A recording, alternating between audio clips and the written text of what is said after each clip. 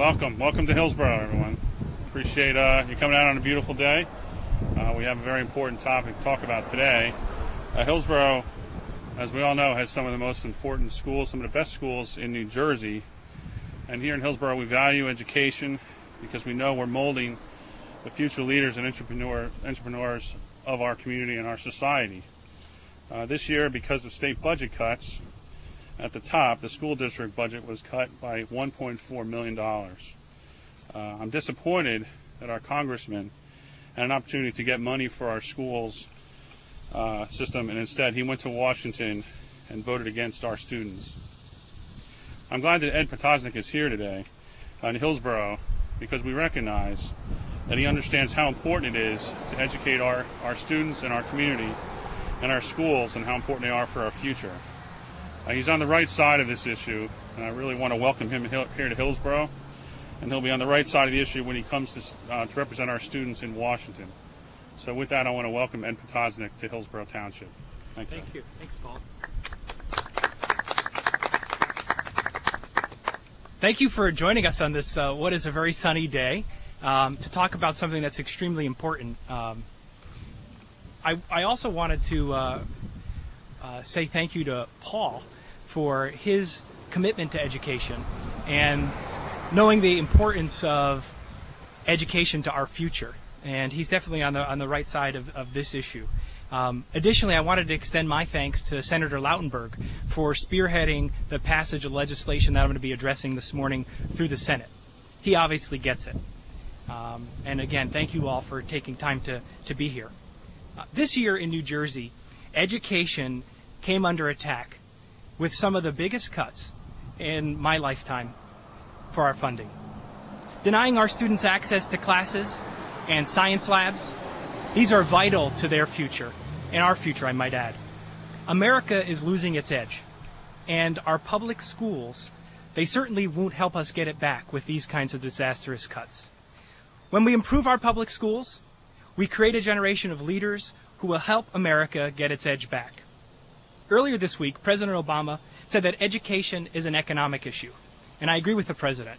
I'd also add that it's a national security issue, and our national security depends on the quality of education we provide our young people.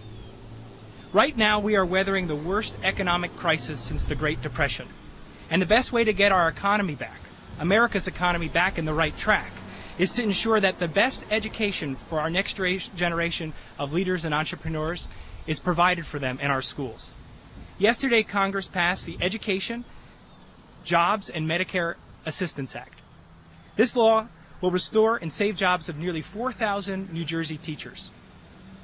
I applaud Congress for quick action to keep the teachers in our classroom where our students need them most.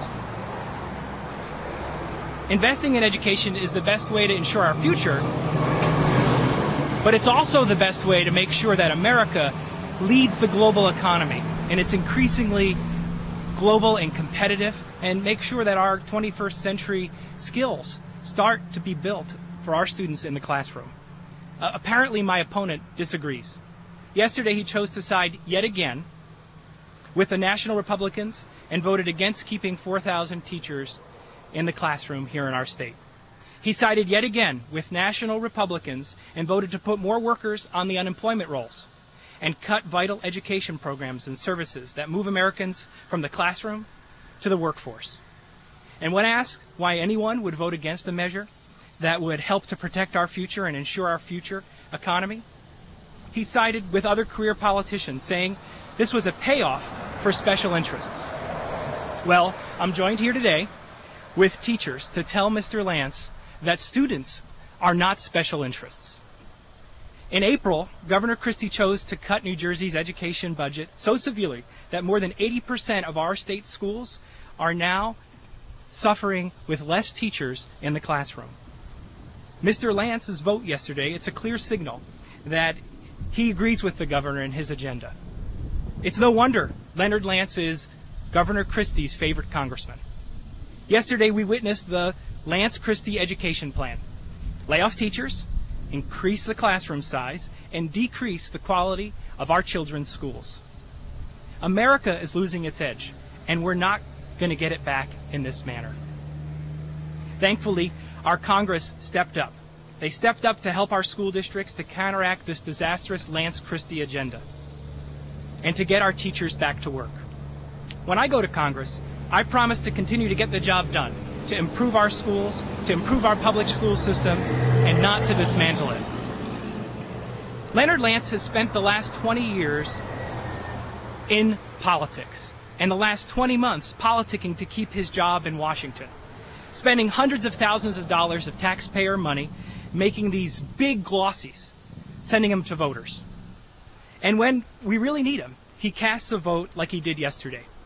When I'm elected, I'll spend every day working hard for the jobs of my constituents in the 7th District here in New Jersey. Thank you very much. I'm happy to take any questions that you might have. I wanted to also point out who's with us today. Maybe if you guys could, for the reporters, say your names and if you want them spelled. Is that helpful? My name is Mitesh Gia, M-I-T-E-S-H, and the last name is Gia, G-H-I-A. Whenever a truck comes, you have to shout. I'm Jonathan Mazeros, J-O-N-A-T-H-A-N. Mazeros, M-E-S-Z-A-R-O-S.